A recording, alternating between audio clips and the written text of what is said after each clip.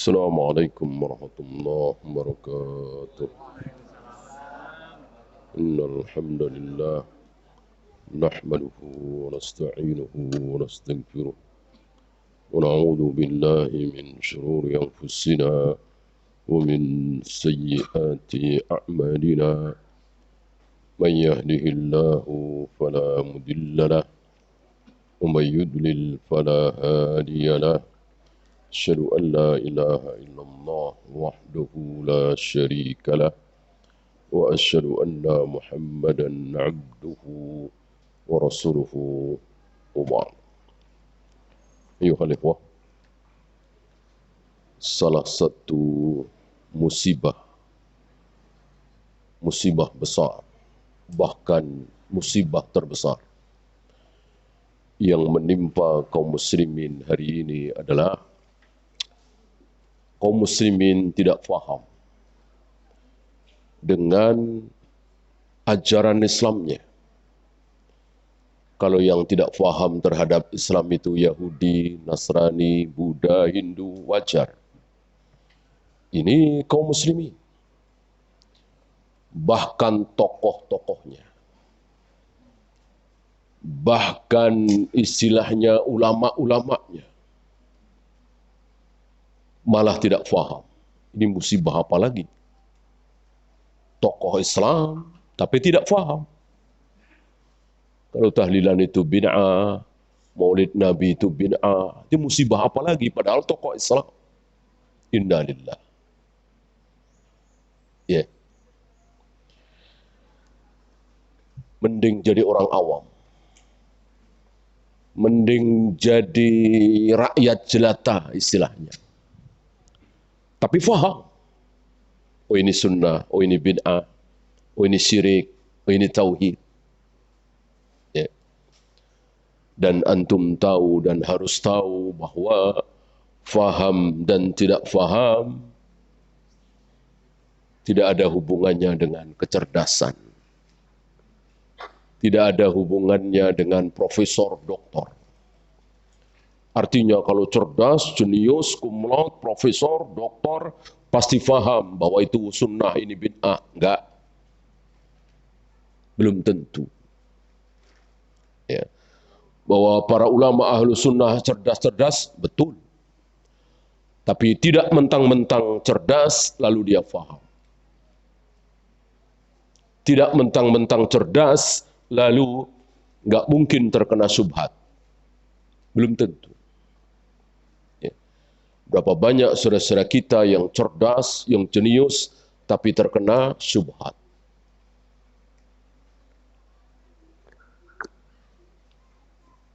Gara-gara terkena syubhat itulah menjadi tidak faham. Itu mengerikan sekali, ya kan? Salat bertahun-tahun, puasa bertahun-tahun, ibadah bertahun-tahun, ditolak. Apa enggak ngeri itu? Rugi serugi-ruginya.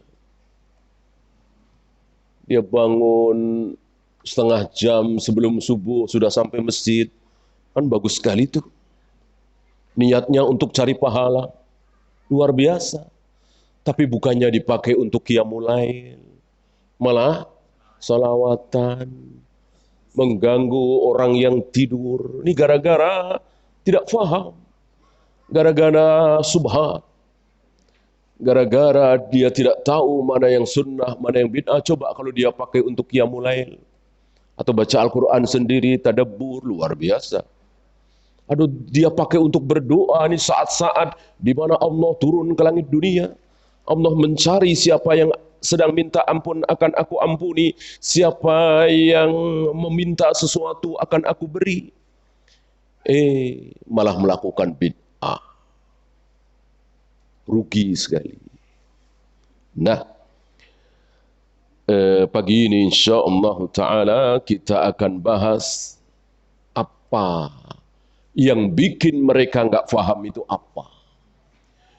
Yang bikin mereka terkena syubhat itu apa.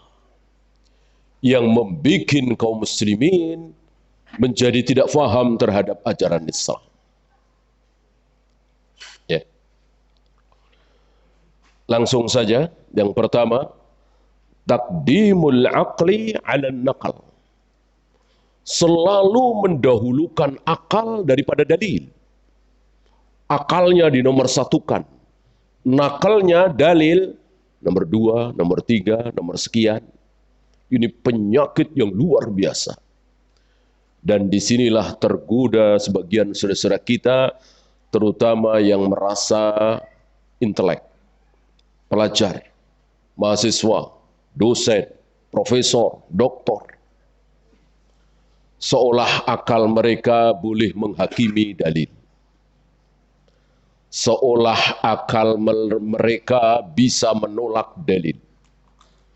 Dan ini keburukan dan kerusakan yang sangat besar.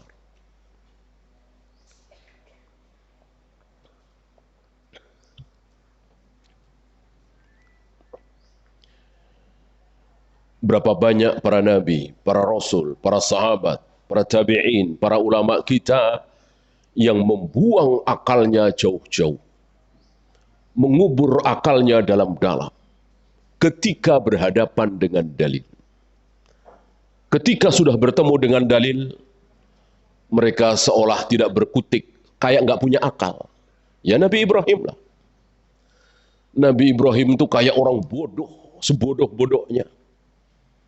Bagaimana dia mau disuruh menyembelih anaknya, bodoh sebodoh-bodohnya. Nggak punya akal beliau.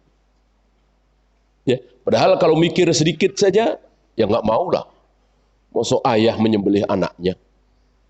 Ini karena yang dihadapi dalil. Yang dihadapi firman Allah, perintah Allah. Walaupun perintah itu lewat, cuman lewat mimpi. Karena mimpi seluruh para nabi, para rasul adalah wahyu. Maka tidak mungkin nabi mimpi basah, ihtilam. Ya. Mimpi ihtilam, mimpi basah itu dari syaitan. Nggak ada seorang nabi dalam mimpinya itu terkena syaitan. Ya. Nah, ini contoh yang luar biasa. Betapa akal itu jangan dipakai kalau bertentangan dengan dalil. Sebaliknya, kalau akal itu untuk mendukung dalil, memahami dalil harus dipakai. Ya. Kalau akal itu mendukung dalil, membela dalil, memahami dalil.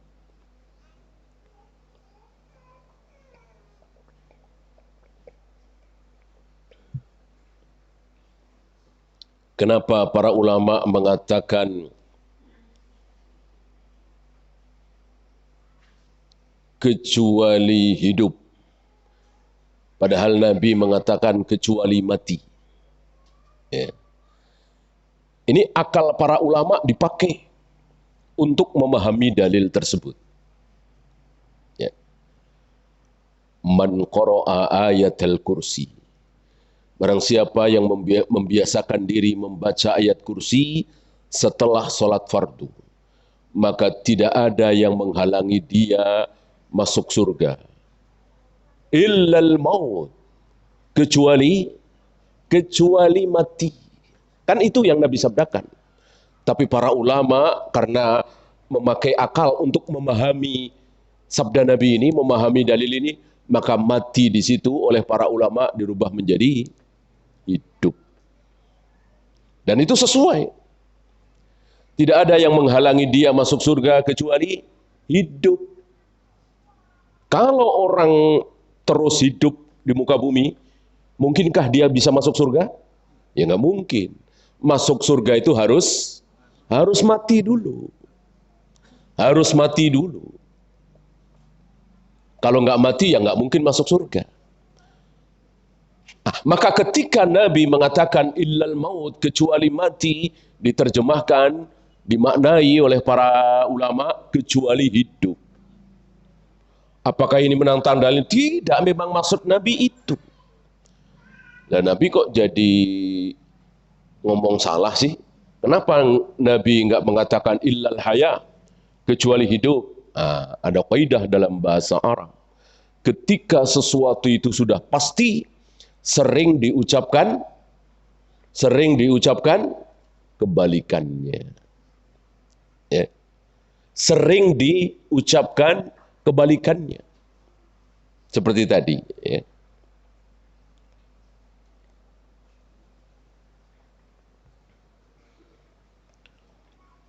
Fabashirhum bi'adzabin alim. Apa artinya? Basyara yubashiru, tabshiran, bashir, memberi kabar gembira, sampaikan kabar gembira, ya, sampaikan kabar gembira kepada orang-orang kafir itu bahwa mereka akan mendapat azab yang sangat pedih. Loh, azab yang sangat pedih kok kabar gembira? Itulah sebaliknya maksud Allah, maksud Rasulullah, kabar duka cita, kabar mengerikan. Tapi karena sudah pasti orang-orang kafir pasti masuk neraka, dan neraka pasti penuh dengan kengerian, siksaan, maka kabar duka cita diganti dengan kabar gembira. Ada orang Arab sering mengatakan seperti itu. Ya. Termasuk itu. Jelas yang dimaksud adalah hidup, tapi Nabi mengatakan mati karena sudah pasti. Apa ini? Akal. Dipakai oleh para ulama? Iya. Karena untuk memahami ayat itu, memahami hadis itu, memahami dalil itu, bukan untuk menolak. Kalau Allah dan Rasulnya mengatakan walirrijali mithlu hadzil unthayain, warisan bagi anak perempuan separuh dari laki-laki, laki-laki 2 kali lipat dari wanita, lalu dibagi rata, jelas itu menolak dalil. Bukan memahami dalil, jelas menolak dalil. Memahami bagaimana? Jelas itu menolak. Ya. Laki-laki 2 kali lipat dari bagian perempuan. Kok disamaratakan? Ya jelas itu menolak. Bukan memahami. Ya. Jangan pernah mendahulukan akal daripada dalil. Akal beda-beda. Akal beda-beda. Akalnya ulama A dengan ulama B berbeda. Bahkan akalnya Abu Bakar dengan Umar beda. Buktinya, berapa kali beliau berdua berselisih. Cukup ucapan Abu Bakar menjadi bukti bahwa beliau berdua sering berselisih. Ketika Abu Bakar mengusulkan sesuatu kepada Nabi, kata Umar, jangan ya Rasul, begini saja. Rupanya kesal Abu Bakar dengan mengatakan, engkau memang ingin selalu beda dariku. Ini ada di Bukhari. Ini menunjukkan mereka berdua, manusia termulia di muka bumi di umat ini, berselisih, beda akalnya. Dan lebih dahsyat lagi ketika Nabi wafat. Umar bersikeras, jangan dibunuh. Kata Abu Bakar, bunuh. Perangi. Kan luar biasa ini perselisihannya. Ya. Wallahi, kata Abu Bakar, seandainya mereka menyerahkan kepada Nabi al-anak, ada 2 arti, anak kambing atau seutas kayu. Lalu sekarang di masaku, di kepemimpinanku mereka tidak serahkan zakat itu, akan aku perangi mereka. Kata Umar, akhirnya Allah berikan hidayah kepadaku memahami kebenaran Abu Bakar. Setelah Abu Bakar membawakan dalil. Nah, ini dia. Para salaf kita ketika berselisih, akhirnya mereka tunduk kepada dalil. Coba kalau masing-masing pakai akal. Selesai. Ya. Para sahabat, para tabi'in ketika berselisih, datang dalil, selesai. Ya. Kan ketika terjadi ta'un di Syam, berselisih para sahabat. Masuk jangan. Teruskan masuk Syam apa jangan. Berselisih. Mereka berselisih. Ketika datang Abdurrahman bin Auf membawakan dalil bahwa Nabi melarang masuk di satu daerah yang terjangkit ta'un, yang di luar tidak boleh masuk, yang di dalam tidak boleh keluar. Selesai. Selesai. Inilah para sahabat, inilah para tabi'in. Ya. Kalau sudah ada dalil, diam. Tidak seperti kita. Ya. Banyak dari kita yang dalil itu masih dibawa ke sana, dibawa kemari. Firqah-firqah dolal, rata-rata seperti itu. Seandainya firqah-firqah dolal itu berhenti di dalil, diam ketika ada dalil, insya Allah selamat. Insya Allah mereka akan masuk ke kelompok ahlu sunnah atau al-firqatun najiyah. Kenapa mereka menjadi aliran sesat? Yaitu tadi, bersikukuh dengan akalnya, lebih sikoh dengan akalnya daripada kepada dalil. Antum tahu siapa pendahulu mereka yang lebih sikoh dengan akal daripada dalil? Siapa? Yahudi. Yahudi adalah yang pertama kali mencontohkan, menggunakan ro'yunya, akalnya, membuang dalil. Apa misal? Ketika nabinya mengatakan untuk masuk ke Syam, Baitul Maqdis, memerangi bangsa Jabari, dan mengatakan kalian akan menang. Kalian akan ditolong oleh Allah, kalian menang. Apa ini? Dalil. Mana mungkin Nabi berani mengucapkan kalimat-kalimat tanpa petunjuk dari Allah. Ini bukan karangan Nabi Musa. Beliau hanya menyampaikan dari Allah bahwa kalian akan menang. Dalil. Dalil ini dimentahkan oleh mereka dengan akalnya. Ya Musa, mereka banyak, kita sedikit. Mereka kuat, kita lemah.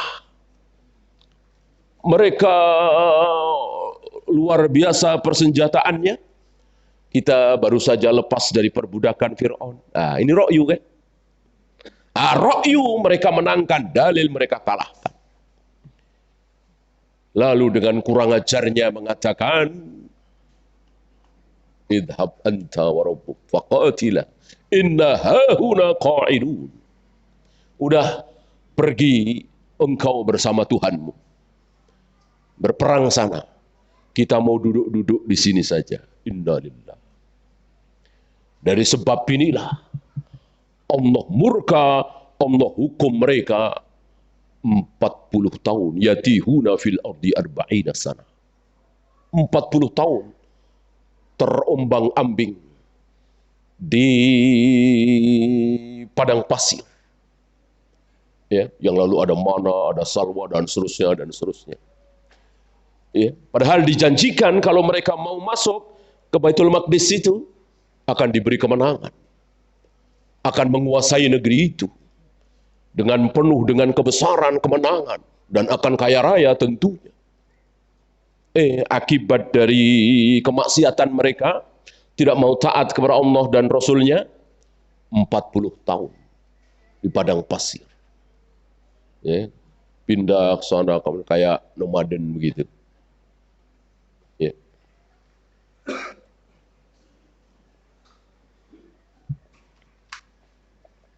Pelajaran besar bagi kita.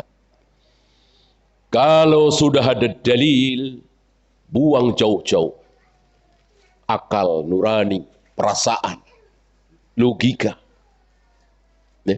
Menangkan dalil. Ya, itu sebab pertama. Kenapa kaum muslimin akhirnya menjadi tidak faham. Ya. Coba kalau mengikuti perasaan, hawa nafsu. Ya. Mana yang lebih menenteramkan, ya? Allah itu tertawa. Apa tidak? Allah itu setiap sepertiga malam turun ke langit dunia atau tidak? Allah itu menciptakan dengan Adam dengan kedua tangannya atau cukup dengan satu tiupan? Ya. Kalau pakai logika akal perasaan.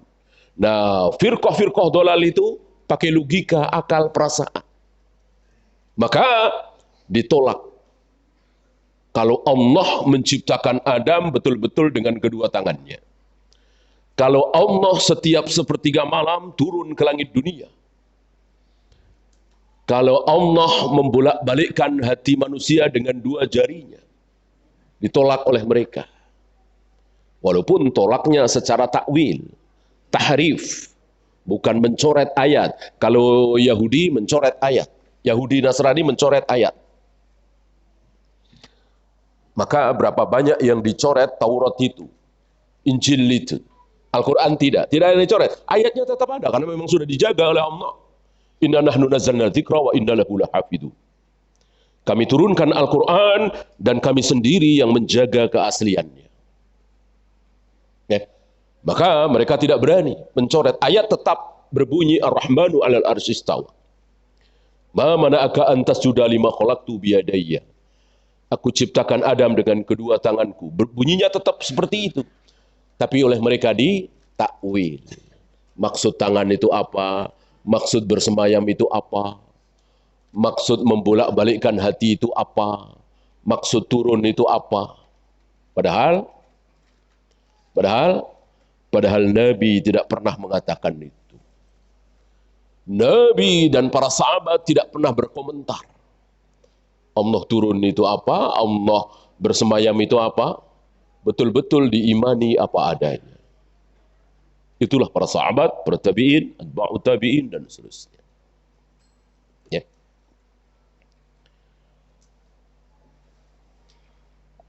Ya. Kita lanjut yang kedua. Yang juga menyebabkan kaum muslimin semakin tidak faham terhadap ajaran Islam. Apa? Ar-ruju'u ila ghairil kitabi wa sunnah. Tidak kembali kepada Al-Quran dan sunnah. Jadi ketika beda pendapat nih, bukan ini ayatnya, ini hadisnya, bukan. Tapi, oh ini menurut Syekh Fulan. Oh ini menurut madhab Hanafi. Oh ini menurut madhab Syafi'i. Oh ini menurut Syekh Fulan. Ah ini dia. Dan mereka menyangka cukup. Seolah kalau sudah mengatakan, oh ini kata Syekh Albani, selesai. Oh ini kata Syekh bin Baz, selesai. Oh ini kata Imam Syafi'i, selesai. Bahkan kalau antum lihat di daerah-daerah, diucapkanlah ulama-ulama mereka, dan kalau kita sebut-sebut, ini kata Syekh Albani, ini kata Syekh bin Baz, dan selesai, ya apa bedanya? Cuman namanya saja yang berbeda. Intinya sama kan? Kembalinya tidak kepada Rasulullah SAW. Ya. Pernah saya Utsaimin ketika mengatakan sesuatu yang berbeda dengan Syekh Albani. Kalau tidak salah tentang turun sujud, ya, dengkul dulu apa tangan dulu. Kan beliau berbeda dengan Syekh Albani. Ketika ada salah satu muridnya mengatakan, Syekh Albani tidak begitu, Syekh. Tapi begini. Iya, emang kenapa? Dengan entengnya, emang kenapa? Ya, dengan entengnya. Kalau Syekh Albani begitu, emang kenapa? Kalau Imam Syafi'i begitu, emang kenapa? Ya. Kecuali kalau engkau katakan Rasulullah tidak seperti itu. Rasulullah dan para sahabat seperti ini. Ya, aku rujuk. Syekh Albani, Syekh bin Baz, Imam Syafi'i, Imam Bukhari, semuanya bukan dalil. Dalil adalah qala Allah wa qala Rasul ala fahmi sahabah. Qala Allah wa qala Rasul ala fahmi sahabah. Ini baru dalil. Di luar itu bukan. Bukan dalil siapapun yang kita bawakan. Kalau ucapan seorang alim menjadi dalil, bagaimana dengan ucapan Abu Bakar dan Umar yang mengatakan haji tamattu itu tidak ada? Bagaimana dengan ucapan Aisyah tentang sutroh solat itu tidak ada? Bagaimana dengan ucapan Ibnu Mas'ud tentang menikahi wanita ahlul kitab tidak boleh, haram? Bagaimana dengan ijtihad Utsman bahwa adzan Jumat 2 kali? Bagaimana dengan ucapan Ibnu Umar bahwa wanita yang mandi junub itu harus basah seluruh rambutnya? Ini ditentang oleh Aisyah, kan? Itu dia. Ucapan siapapun bukan dalil. Satu-satunya dalil adalah ucapan Nabi alaihi salatu wassalam dan difahami oleh para sahabat. Tentang sahabat nanti ada pembahasan lebih lanjut. Intinya kita punya semangat dulu lah. Saudara kita semangat aja nggak ada. Boro-boro betul-betul kembali semangat aja nggak ada. Ketika dikatakan Pak, tahlilan, perayaan Maulid Nabi tidak pernah dilakukan oleh Rasulullah SAW dan para sahabat. Mereka jawab, betul, tapi apa salahnya? Lihat, nggak ada semangat. Nggak ada semangat untuk mengikuti Nabi dan para sahabat. Iya betul kami tahu, emang kenapa? Kan baik ini, yang dibaca tasbih, tahmid, tahlil, baca Al-Quran, ada sedekah makanan di situ, apa salahnya? Jadi nggak ada semangat mengikuti Rasul dan para sahabat. Ya. Kita, walillahilham, ada semangat. Maka ketika kita melakukan sesuatu, mengikuti ulama fulan, ustadz fulan, bertahun-tahun, ya, misalnya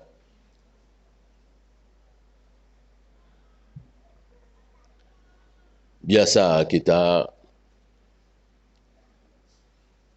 berempat, berlima masuk masjid, telat, sudah jam 1 baru masuk masjid karena macet misalnya. Berjamaah sholat duhur berempat. Udah biasa. Ya. Tiba-tiba datang dalil bahwa Rasul dan para sahabat tidak pernah seperti itu. Ini kan ibadah. Antum jangan sampai mengatakan mana ada larangan. Jamaah kedua, ketiga, keempat. Mana dilarang oleh Nabi? Jamaah kedua, ketiga, keempat. Kan nggak dilarang. Ya. Kenapa nggak sekalian mengatakan ada larangan melempar jumroh 8 kali? Ada larangan tawaf 10 kali? Ada larangan sholat subuh 3 rakaat? Ada larangan sebelum taraweh qomat dulu? Ada larangan sebelum sholat Id azan dulu, qomat dulu? Semuanya nggak ada larangan. Apa berani? Ya tentu tidak berani. Karena ibadah tidak nunggu larangan, tapi nunggu perintah, contoh dari Nabi dan para sahabat. Mana ada contoh dari Rasul dan para sahabat? Adanya jamaah kedua, jamaah ketiga, jamaah keempat? Nggak ada. Kecuali ada yang mau sedekah. Ketika telat seseorang, ketika Nabi dan para sahabat sudah salam, datang seseorang, telat belum sholat. Nabi menawarkan kepada Abu Bakar, diriwayatkan bukan Abu Bakar, ini lebih sahih ya, untuk bersedekah kepada orang ini. Maukah engkau bersedekah kepada orang ini, sholat lagi mengimami? Namanya juga sedekah. Sedekah adalah dilakukan oleh orang yang punya kepada orang yang tidak punya. Ya, yang sudah ikut sholat berjamaah, sedekah kepada orang yang belum sholat berjamaah. Gitu. Itu baru. Seandainya boleh jamaah kedua, ketiga tanpa sedekah seperti itu, barangkali Nabi akan mengatakan tunggu, siapa tahu nanti ada yang datang lagi berjamaah. Enggak. Ya. Dan tidak menjadi kebiasaan para sahabat. Adanya jamaah kedua, ketiga, dan seterusnya. Oleh karena itu, para sahabat menganggap jamaah sholat duhur, jamaah sholat asar, jamaah sholat maghrib, jamaah sholat isya, itu seperti jamaah sholat jamaah sholat Jumat. Kita bedain nih. Berjamaah sholat Jumat nggak boleh telat. Maka insya Allah nggak ada satupun dari kita insya Allah yang telat. Sampai telat sudah sholat Jumat selesai. Karena saudara-saudara kita ini berpendapat tidak boleh berjamaah sholat Jumat yang kedua, ketiga. Ya, mestinya sholat duhur, sholat asar, sholat maghrib, dan seperti itu. Kalau kaum muslimin berpendapat seperti itu juga, insya Allah aman. Jadi takut untuk telat. Jadi betul-betul mempersiapkan waktu. Ke masjid itu sebelum adzan atau pas adzan. Jangan lama-lama. Karena jamaah kedua, ketiga tidak ada. Lihat sebagian saudara kita. Terlalu menggampangkan, biarin aja. Nanti juga banyak jamaah.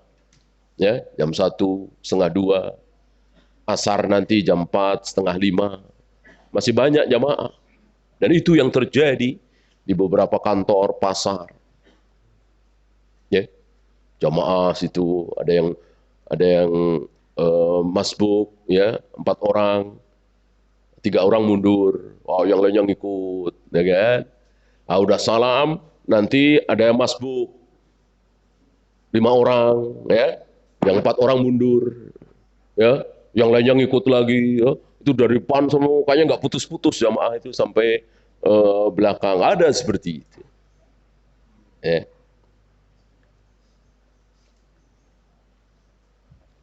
Lihat pemahaman dan contoh para sahabat.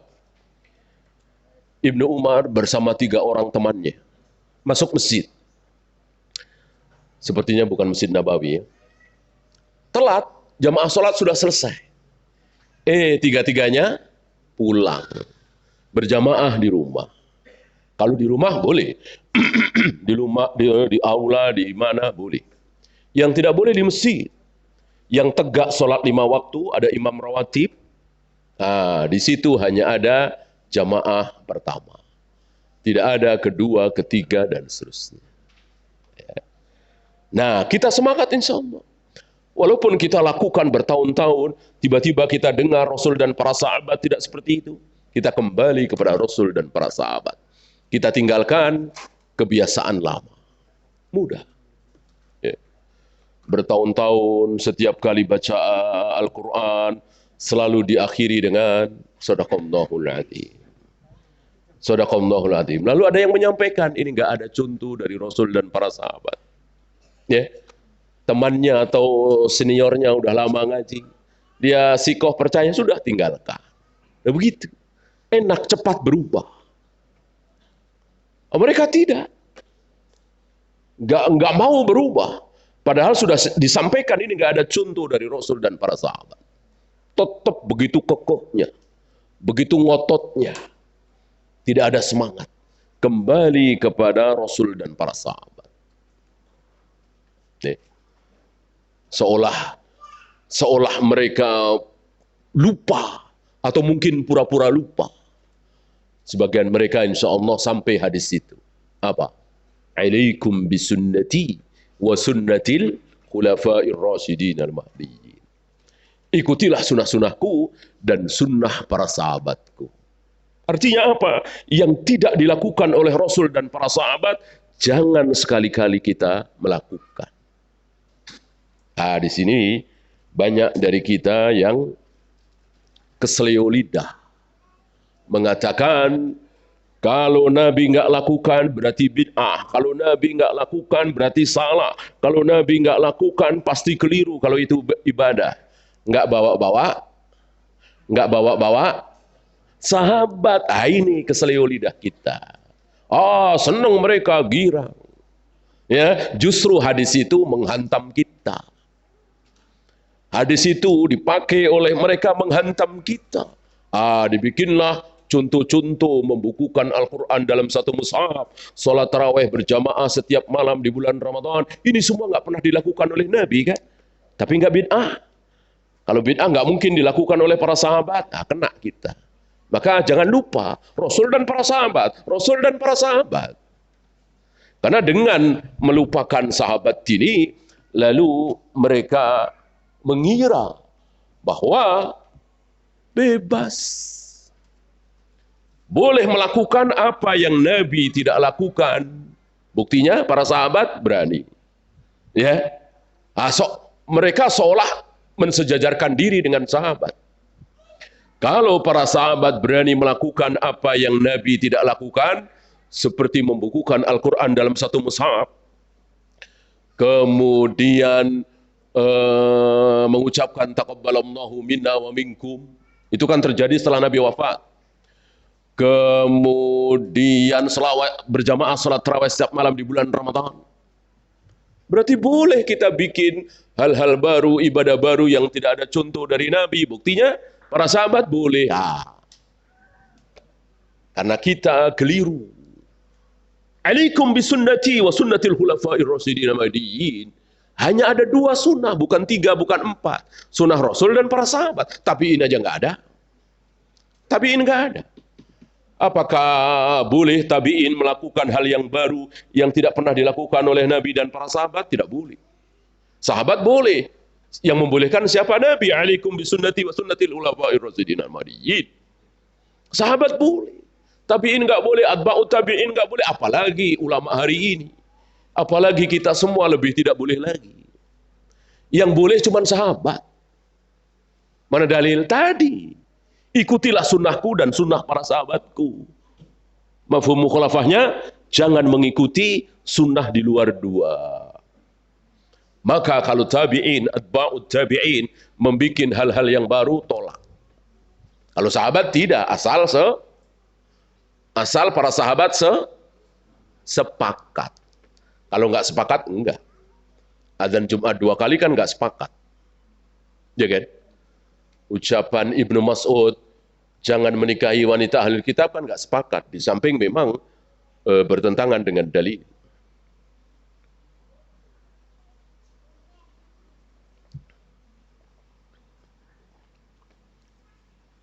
Ya, yang ketiga. Ini dia. Yattabi'una al-Qur'ana wa sunnata bighairi fahmi sahabah. Mengikuti Al-Quran dan sunnah betul. Nah, kalau tadi nggak peduli ya, pokoknya guru kami, ustadz kami, syekh kami, mau ayat, mau hadis, tolak. Gitu. Hadis jelas tentang waqful liha, jazus sawarib, khaliful yahud, khaliful nasara. Panjangkan jenggotmu, potong setelah segenggam, rapikan kumismu, selisilah Yahudi, Nasrani, Majusi. Disampaikan. Ini sahih, Bukhari, Muslim, dan lain-lain. Apa jawab mereka? Kiai-kiai kami lebih tahu tentang hadis itu. Berarti lebih sikoh dengan kiai daripada sabda Nabi alaihi salatu wassalam. Gak ada semangat. Itulah mereka. Yang nomor 2. Nah sekarang yang nomor 3 ini ada. Semangat kembali Al-Quran dan Sunnah, Al-Quran dan Hadis. Ya, alhamdulillah, bagus. Jadi saudara-saudara kita di Persis, di Muhammadiyah, ya, alhamdulillah, mereka punya semangat kembali kepada Al-Quran dan Hadis, Al-Quran dan Sunnah. Insya Allah mereka tidak muludan, tidak tahlilan, ya, tidak solawatan dan seterusnya. Alhamdulillah, bagus. Dulu ya, nah, Muhammadiyah dulu sekarang kan agak berbeda.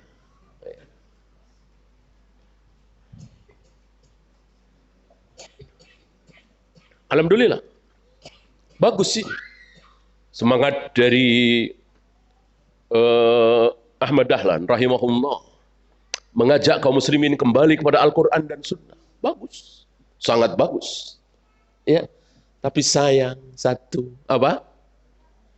Lupa satu kalimat. Apa?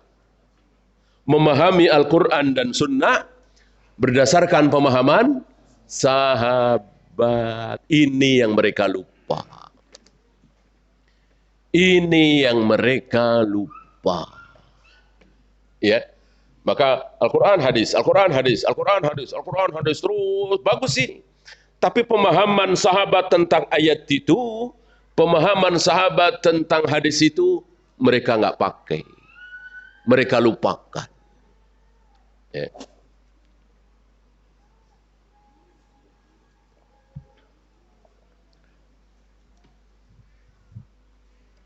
Kan beda ya.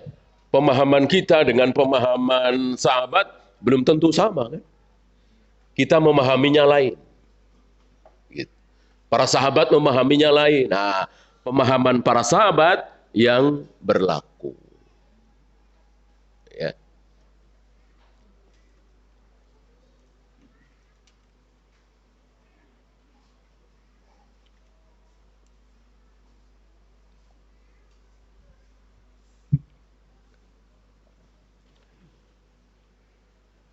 Dan pemahaman sahabat ini bukan cuma Nabi. Allah yang menjamin. Bahkan Allah mengancam kita semua kaum muslimin yang tidak mengikuti pemahaman sahabat. Yang Nabi katakan dalam surat An-Nisa itu, sabilil mu'minin. Ya. Jalannya orang-orang mukmin. Tidak mengikuti jalannya orang-orang mukmin.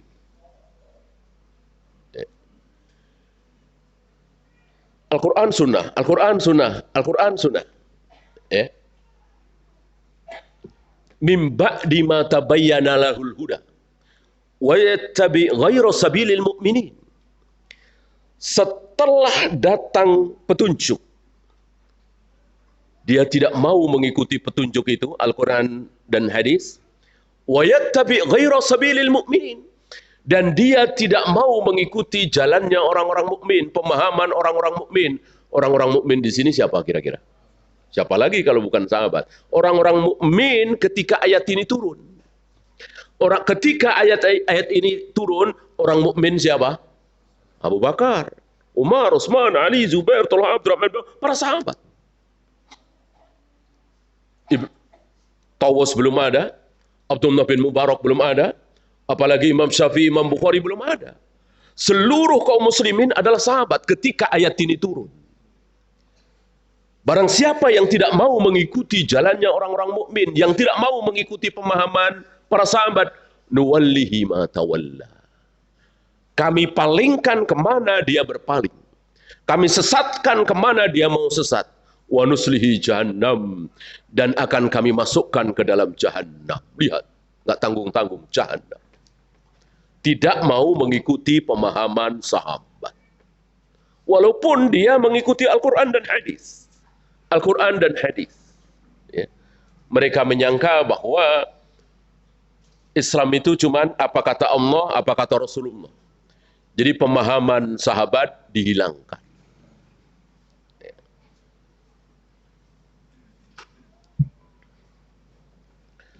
Contoh sederhana, tapi jelas. Nabi menyuruh kita sholat pakai, di depan kita pakai sutroh. Bisa tembok, bisa tiang, bisa orang, bisa kendaraan, kuda, unta, bisa benda apapun yang tinggi, bukan garis.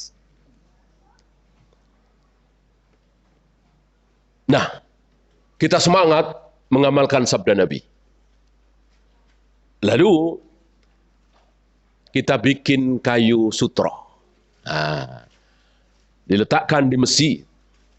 Agar kaum muslimin ketika sholat bikin sutroh. Gitu. Ada sutrohnya. Mungkin nggak ada tiang, mungkin tembok juga jauh. Ya. Dibikinlah sutroh itu. Ditulisi ini sutroh atau apalah ya. Apakah perbuatan ini, apakah harus ada pertanyaan? Ini dilakukan oleh para sahabat atau tidak? Haruskah ada pertanyaan seperti itu? Harus. Harus. Yang paling semangat mengamalkan sunnah Nabi siapa? Tentu para sahabat. Maka kita lihat contoh para sahabat.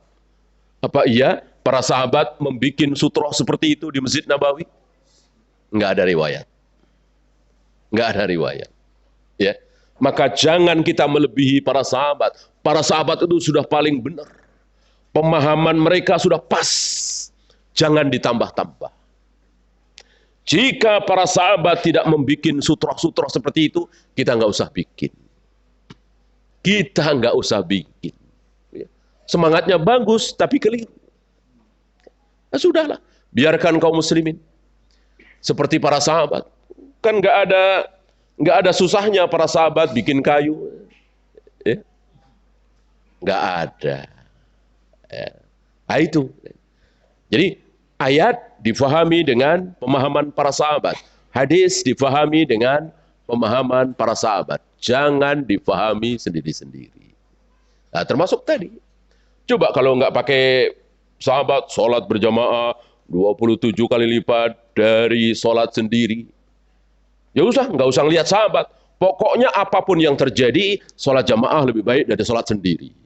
Nah gitu, tanpa pemahaman sahabat. Nah, lihat para sahabat. Lebih baik sholat sendiri daripada berjamaah tapi jamaah kedua, ketiga. Ya. Atau kalau mau berjamaah pulang, seperti Ibnu Umar dan 2 orang temannya tadi. Jangan di mesin. Gitu ya. Nah, ini pemahaman para sahabat.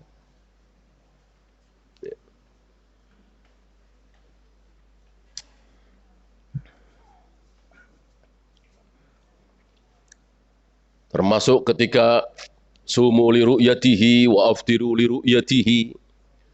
Berpuasalah kalian ketika melihat hilal dan akhiri puasa kalian ketika melihat hilal. Artinya kita mulai puasa Ramadan, lihat hilal sudah terlihat atau belum. Kita akhiri puasa Ramadan, lihat hilal sudah terlihat atau belum. Kalau mendung, nggak mungkin terlihat, maka genapkan 30. Ini jelas. Kita lihat para sahabat, pemahamannya bagaimana. Apakah para sahabat melihat hilal Ramadan dan Syawal itu cukup satu untuk kaum muslimin seluruh dunia? Seperti yang digemborkan oleh sebagian saudara-saudara kita yang menginginkan khilafah. Ya kan? Hari itu kekhalifahan tegak. Muawiyah. Tetapi beda antara Syam dengan Mekah. Ketika Ibnu Abbas di Mekah dilapori bahwa di Syam kami malam Jumat, bukan malam Sabtu. Kata Ibnu Abbas, itu Syam, ini Mekah. Padahal satu kekhalifahan. Beda. Beda. Ya.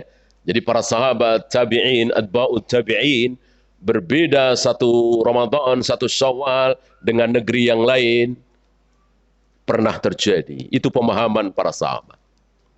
Tapi berbeda Idul Adha belum pernah. Nggak ada riwayat. Ya.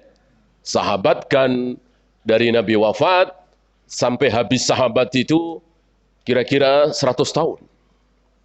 Ya kan? Nggak ada riwayat. Berbeda, atau bilang aja kita nggak tahu lah ya. Kapan ada sahabat berbeda dalam Idul Adha. Ya kan? Karena untuk menetapkan Idul Adha mudah. Cukup Arafah. Maka Nabi menyebut-nyebut puasa Arafah. Coba kalau boleh beda. Nabi akan mengatakan puasa 9 Dzulhijjah. Kalau 9 Dzulhijjah kan bisa beda-beda. Seperti tadi ya kan? Nabi mengatakan puasa Arafah. Puasa Arafah. Puasa Arafah bertepatan dengan wukuf di Arafah. Maka mestinya Indonesia, Mesir, Brunei, Malaysia nggak usah melihat hilal. Nggak capek-capek kan? Cukup lihat pengumuman kapan wukuf. Wukuf Senin, puasa Arafah Senin. Wukuf Rabu, puasa Arafah Rabu. Enak kan? Mudah. Sehari setelah puasa Arafah tentu Idul Adha. Selesai. Ini pemahaman para sahabat. Dan begitulah sunnah. Sunnah itu mudah. Sunnah itu dalilnya jelas. Gitu. Coba yang tidak sunnah, muter-muter. wow kita begini, matlaknya begini. Sunnah mudah, cukup satu kata. Satu kata kunci, puasa Arafah. Seandainya puasa Arafah itu tidak harus bersamaan dengan wukuf di Arafah. Seandainya puasa Arafah itu tidak harus berbarengan dengan wukuf di Arafah. Sementara Nabi bilang puasa Arafah. Berarti Nabi keseleo lidah. Mana mungkin Nabi keseleo lidah? Iya kan? Nabi maksum, dijaga oleh Allah, ucapannya dikontrol oleh Allah. Gak ada yang salah. Kalau salah langsung ditegur. Beliau mengatakan puasa Arafah. Ya. Kok boleh tidak bersamaan dengan wukuf di Arafah? Mustahil beliau keseleo lidah. Kan? Kenapa beliau tidak mengatakan puasa 9 Dzulhijjah saja? Atau jangan ada istilah puasa Arafah lah. Riwayat puasa 9 Dzulhijjah ada juga. Ya kan? Ini dia. Ya. Orang yang meletakkan daun-daun basah atau karangan bunga atau pelepah yang masih basah di atas kubur. Pakai dalil apa tidak? Pakai hadis apa tidak? Nah, pakai. Jelas itu riwayatnya. Sambil Nabi mengatakan selagi pelepah kurma ini masih basah, insya Allah mayat yang di dalam diperingan siksanya. Orang yang meletakkan daun-daun basah, pelepah basah di atas kubur, dia pakai dalil, Nabi mencontohkan. Cuman nggak pakai pemahaman sahabat. Ya, mestinya tunggu dulu. Adakah para sahabat memahami seperti itu? Ya, adakah riwayat Abu Bakar misalnya, Umar misalnya, Abdurrahman bin Auf misalnya, Aisyah misalnya, berbondong-bondong meletakkan pelepah kurma yang basah di atas kubur famili mereka masing-masing, ayah mereka, ibu mereka masing-masing? Nggak ada riwayat.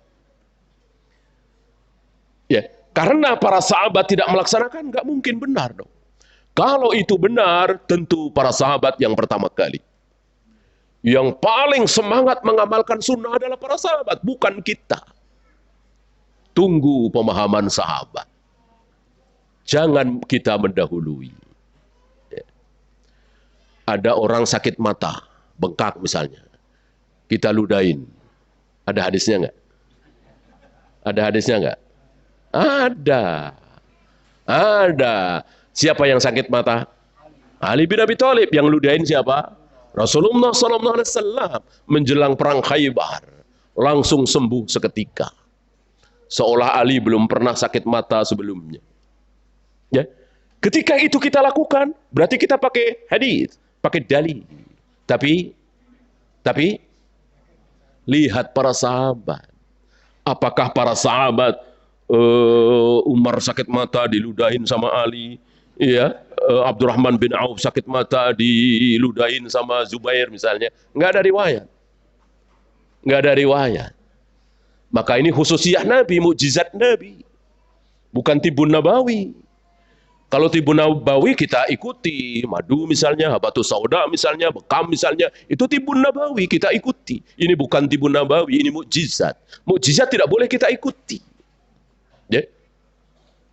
Maka antum nggak usah main ludah-ludahan, ya kan? Nah, tidak seperti sebagian saudara kita, pakai dalil itu, tapi nggak ngelihat sahabat.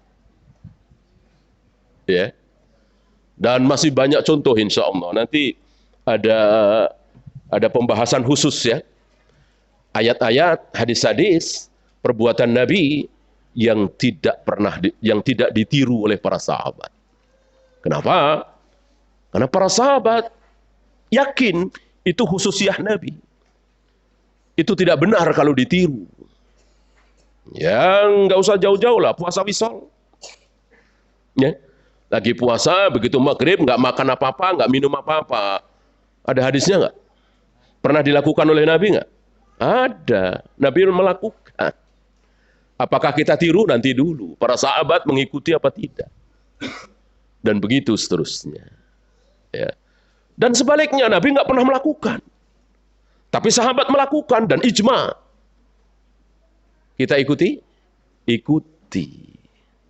Ikuti. Sebab kalau kita nggak ngikuti, hancur. Laukana khairan, hancur. Ya kan? Nah, saudara-saudara kita yang saya sebut tadi, nggak mau. Nggak mau misalnya motong jenggot ketika segenggam. Itu yang melakukan siapa? 3 sahabat. Dalam riwayat ya. Maksudnya yang ada riwayatnya. Yang nggak ada riwayatnya insya Allah ribuan sahabat melakukan. Yang ada riwayatnya 3 sahabat. Ibnu Umar, Abu Hurairah, Ibnu Abbas. Ya. Riwayat Nabi nggak ada. Nggak ada riwayat Nabi memotong jenggotnya segenggam atau Nabi memerintahkan jika kalian berjenggot panjang potong segenggam. Nggak ada Nabi bersabda seperti itu riwayatnya. Tapi dengan 3 sahabat melakukan, kita wajib husnudzon. Nggak mungkin 3 sahabat ini berani berbuat bid'ah.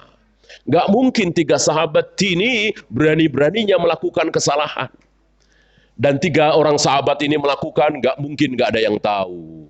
Orang kita aja tahu, Bukhari tahu, Muslim tahu, mosok Aisyah nggak tahu, Ali bin Abi Thalib nggak tahu. Tentu tahu dan tidak ada yang membantah. Memang itu sunnah. Hanya riwayat yang tertulis tidak ada. Adanya dari situ. Ya. Pokoknya asal ada riwayat dari sahabat dan walaupun satu sahabat, yang penting tidak ada bantahan dari sahabat lain. Itulah sunnah. Seperti tahrikul usbu. Itu kan cuma Wa'il bin Hujr, seorang sahabat. Yang lainnya tidak. Tapi nggak ada yang membantah. Maka dikatakan sunnah Nabi dijaga oleh Allah walaupun oleh 1 orang. Walaupun oleh 1 orang. Lewat 1 orang itu. Dan ketika sunnah Nabi itu musnah, seolah nggak ada, Allah akan munculkan seseorang, ulama, yang akan menghidupkan sunnah itu. Barangkali antum belum tahu, ratusan tahun. Innal hamdalillah nahmaduhu dan seterusnya hilang. Ratusan tahun. Ya. Setelah tampilnya Syekh Albani, beliau masyhurkan innal hamdalillah ini. Hidup lagi. Dan begitu seterusnya. Pastilah dalam satu masa sunnah Nabi itu hilang. Dimunculkan. Di negeri kita luar biasa, bukan 1, 2, mungkin puluhan. Sunnah Nabi yang hidup hari ini, 30 tahun yang lalu mati, 40 tahun yang lalu mati di negeri kita ya. 30 tahun yang lalu, 40 tahun yang lalu, hampir-hampir nggak ada yang mengatakan Allah bersemayam di atas arsy. Sholat pakai sutra, misalnya ya, atau memanjangkan jenggot, atau pakai jilbab syar'i. 40 tahun yang lalu, 50 tahun yang lalu. Walillahilham, hari ini hidup. Ya. Berkat para ulama-ulama kita, para duat kita. Ya. Dan begitulah para ulama. Bukan sekedar jangan berzina, jangan minum khamar, jangan berjudi, mari kita sholat, mari kita puasa. Anak kecil juga bisa bicara seperti itu. Anak SD, anak SMP juga bisa. Karena mereka semua tahu. Berzina, minum khamar, berjudi itu haram. Ini yang nggak semua orang tahu. Alhamdulillah. Berbondong-bondong hari ini kaum muslimin meninggalkan riba, meninggalkan judi, asuransi. Alhamdulillah. Ya. Ya, kita sisakan waktu untuk soal jawab. Kita akhiri. Subhanakallahumma bihamdika asyhadu an la ilaha illa anta astaghfiruka wa atubu ilaik. Assalamualaikum warahmatullahi wabarakatuh.